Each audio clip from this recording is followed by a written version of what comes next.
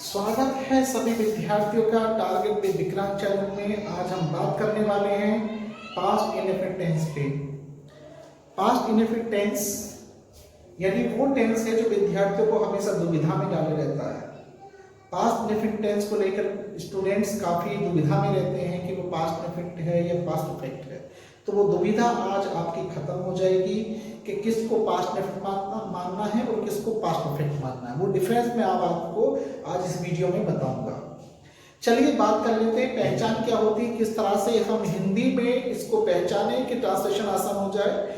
क्योंकि हम अगर अंग्रेजी भी बोलेंगे तो हम हिंदी भाषी लोग हैं, हम पहले उस चीज को हिंदी में करते हैं, उसके बाद उस हिंदी को ट्रांसलेट करके इंग्लिश में कन्वर्ट करके हम बोलते हैं। तो जैसे कि आप जानते हैं कि जिन हिंदी वाक्यों के अंत में ता था यानी ता था, ती थी, ते थे, आ, ई, ए आदि शब्द आते हैं, उसे कहते हैं past indefinite tense. Past indefinite का खास जो सबसे मेन रूल है वो ये है कि सब्जेक्ट चाहे सिंगुलर हो चाहे प्लुरल हो, यानी दोनों कर्ताओं के साथ, यानी वो सब्जेक्ट सिंगुलर और प्लुरल, हम यूज करते हैं second form. We use second form of the main verb in the past indefinite tense। तो past indefinite tense में हम second form यूज करते हैं। तो आपको फॉर्मूला याद रखना है, सबसे पहले सब्जेक्ट, उसके बाद आपको लगानी है वर्ब, वर्ब की कौन सी फॉर्म यानी सेकंड फॉर्म, फिर लगाना है आपको ऑब्जेक्ट, अगर ऑब्जेक्ट उसके अंदर है तो लगाइए। मैं आपको ये भी क्लियर करके बताऊंगा कि कहाँ ऑब्जेक्ट मिलेगा, कहाँ वर्ब मिलेगी, कहाँ सब्जेक्ट होगा, सारी चीजें क्लियर होंगी, कंप्लीमेंट, ये सब चीजें। तो सबसे पहले जो कर्ता होता है, जो कार्य कर रहा है, वो सब्जेक्ट होगा आपका। जैसे हम क्या है, सब्जेक्ट है, तो हमको कहेंगे अंग्रेजी में वी, सब्जेक्ट लग गया। अब हमें इस सेंटेंस को बनाने के लिए क्या चाहिए, यानी सेकंड फॉर्म। फॉर्मूला कह रहा है सेकंड फॉर्म हमें चाहिए। तो सेकंड फॉर्म कहाँ मिलेगी, ते से पहले सीख, तो सीखने की सेकंड फॉर्म होगी लर्न, और लर्न की सेकंड फॉर्म होगी लर्न, यानी टी जुड़ जाएगा। अब सीखते थे तो क्या सीखते थे, शुरुआत यहां से करिए, लास्ट उधर चले गए और उधर से वापस आए, यानी उधर से सीधे सीधे इधर आते। सीखते थे तो क्या सीखते थे, इंग्लिश, देखिए इंग्लिश। तो इस तरीके से आपको सेंटेंस बनाने हैं, सब्जेक्ट लगाना है, सब्जेक्ट के बाद डायरेक्ट क्या लगानी है, वर्ब, और वर्ब कहाँ मिलेगी, जहां पहचान है उससे पहले आपको वर्ब मिल जाएगी। देखिए क्या, देखिए ये पहचान है, रिकॉग्नाइजेशन है, उससे पहले क्या सीख, वर्ब है, लगा दी हमने। फिर और वाली तरफ आए तो आपको ऑब्जेक्ट मिल गया, और वाली तरफ आते तो कॉम्प्लीमेंट भी मिल जाता आपको। इस तरीके से आप कर लेंगे।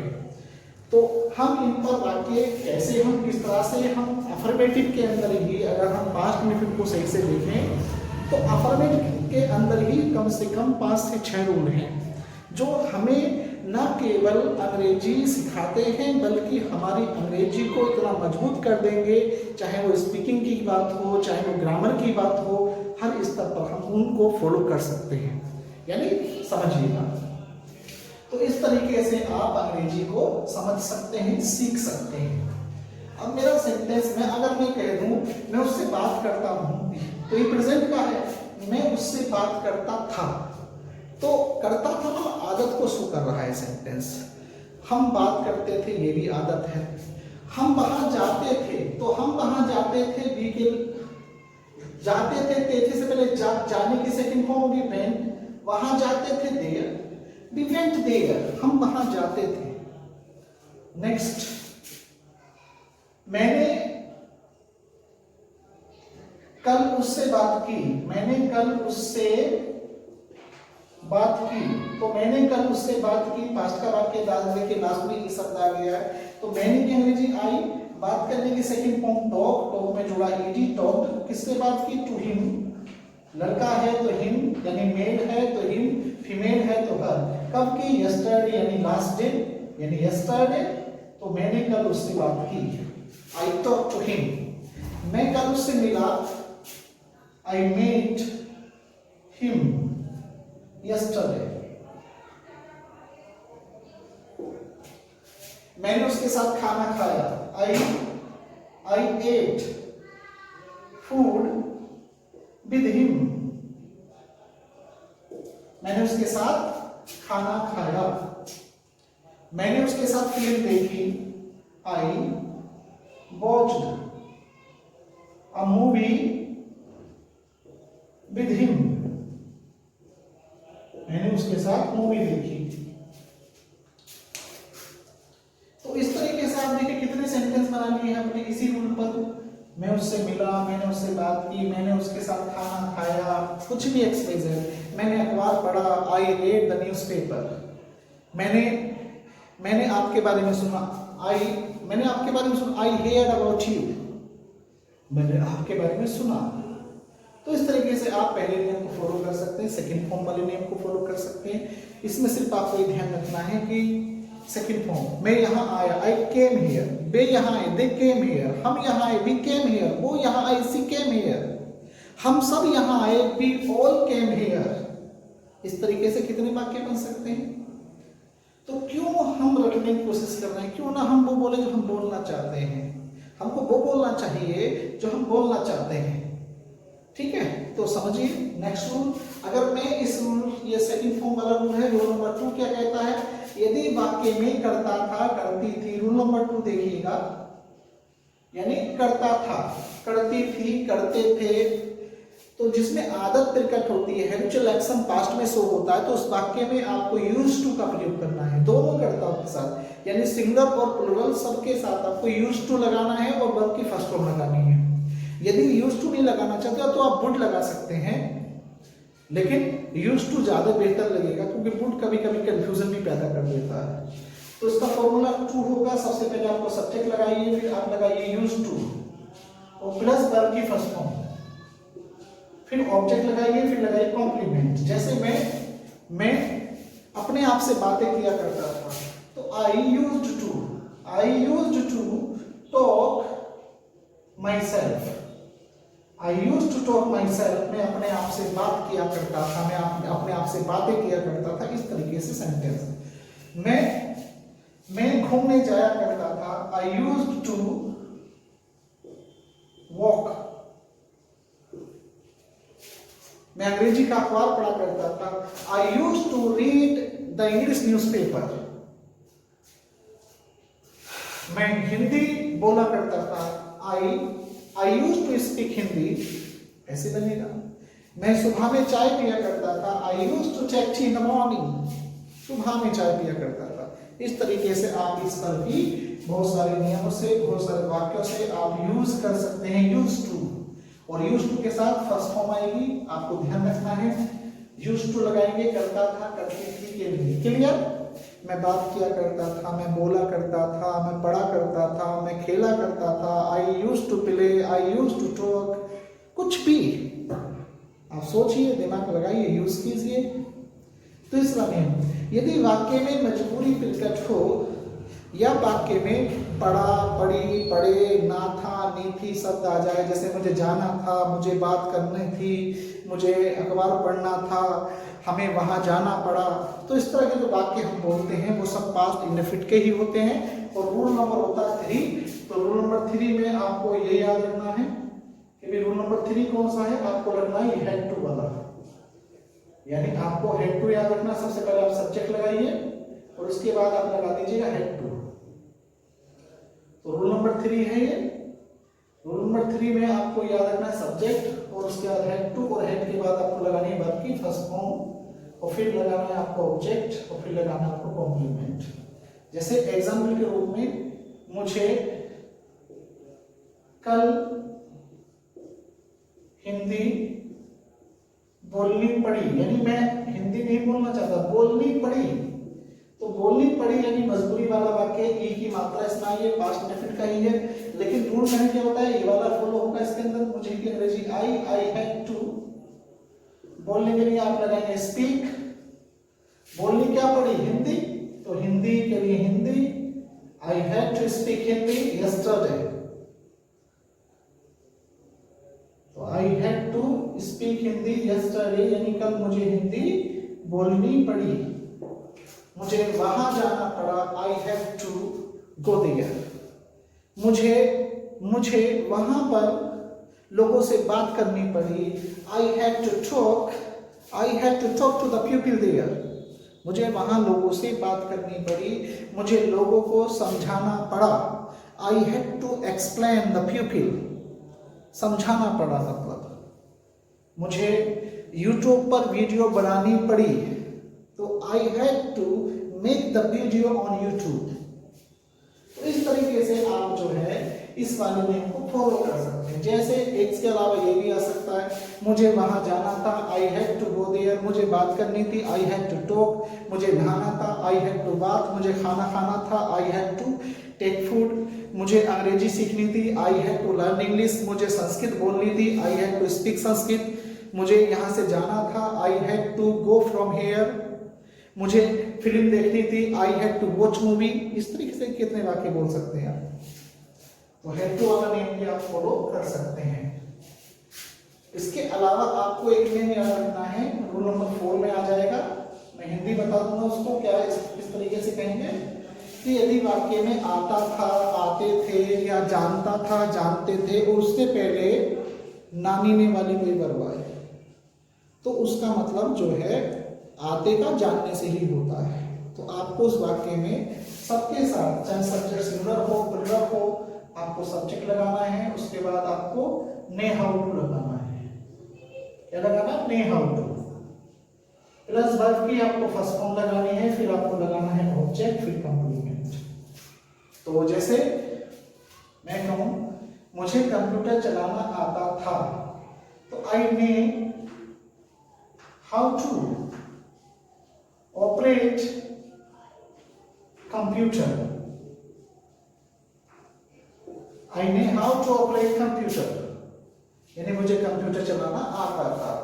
आई knew how to drive the computer, speaking में चल जाएगा, लेकिन ऑपरेट यहाँ लगाना पड़ेगा। नेक्स्ट, उसे हिंदी लिखनी आती थी, ही ने हाउ टू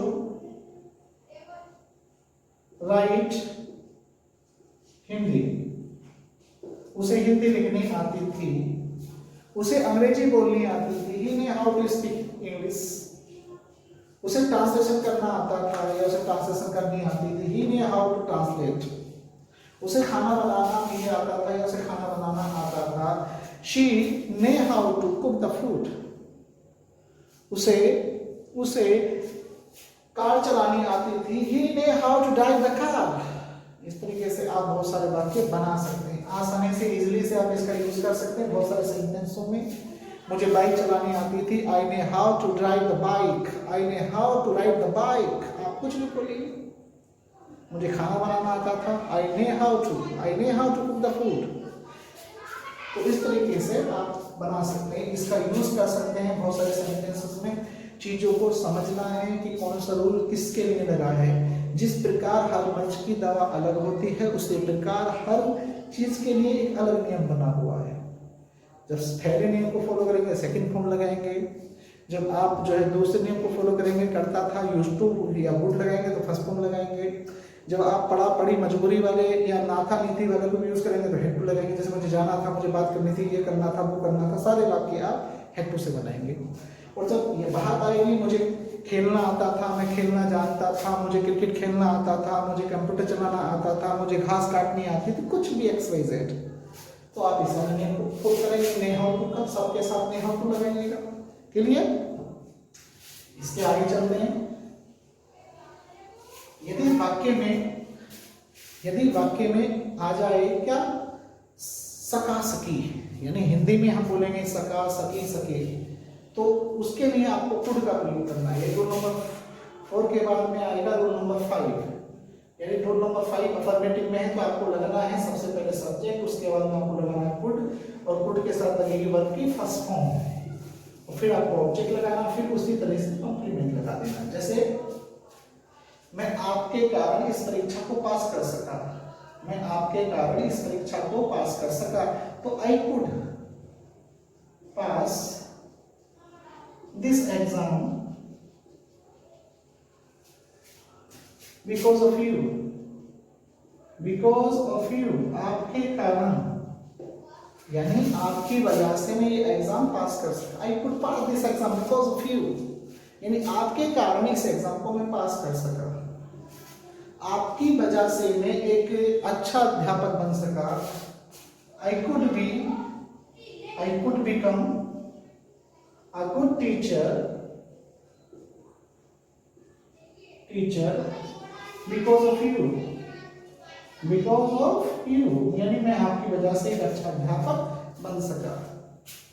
तो कुड का प्रयोग सका के लिए करना है, सकी के लिए करना है, सके के लिए करना है। वो आपकी वजह से इस एग्जाम में अच्छे नंबर ला सकी। तो सबसे पहले she could get good marks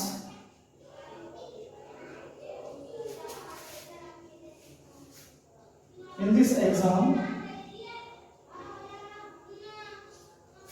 because of you. She could get good marks in this exam because of you. वो आपकी वजह से इस एग्जाम में अच्छे नंबर ला सकी।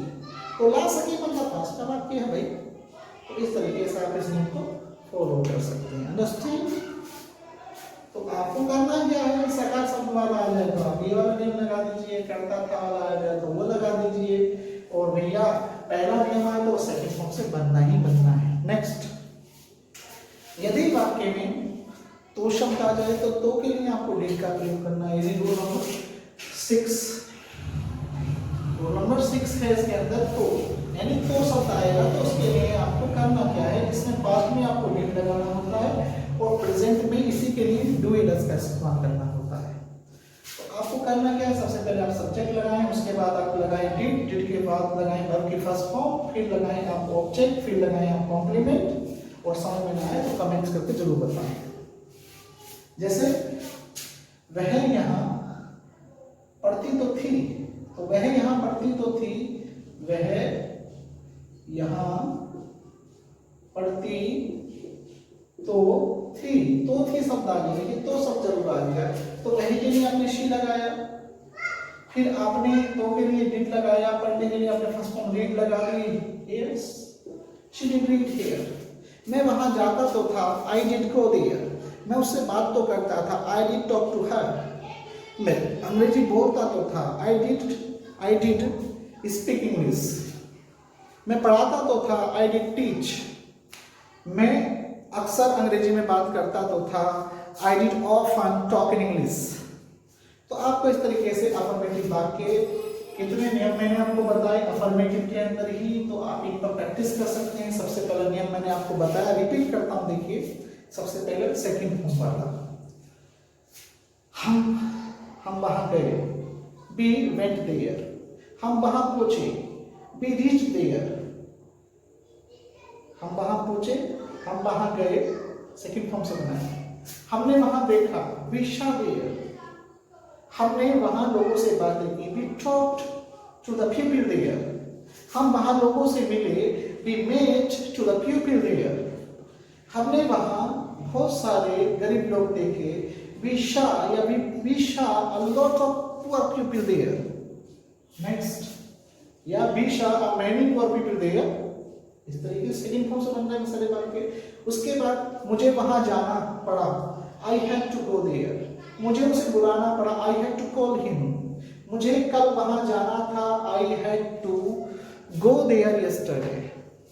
मुझे अपना होमवर्क पूरा करना था, I had to complete my homework. मुझे एक नया टीवी खरीदना था, तो I had to purchase a new TV. इस तरीके से आप बात करें।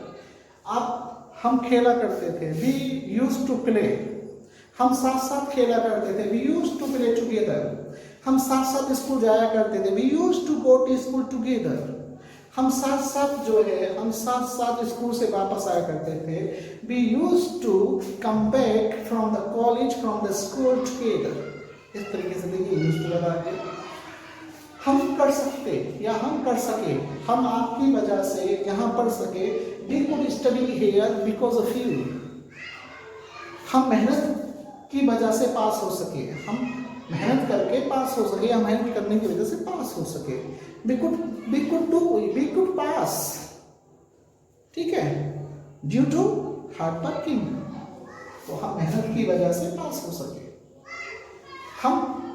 हम जाते तो थे, हम पढ़ते तो थे, हम खेलते तो थे, हम उनसे बातें करते तो थे। तो बी डिड लगाना है आपको, फिर फर्स्ट फॉर्म लगानी है। तो कैसा लगा ये वीडियो? अफर्मेटिव, इसके अंदर 6 रूल हैं। सबसे पहला सेकंड फॉर्म का रूल है, जिस पर आपको बहुत ज़्यादा मेहनत करनी चाहिए।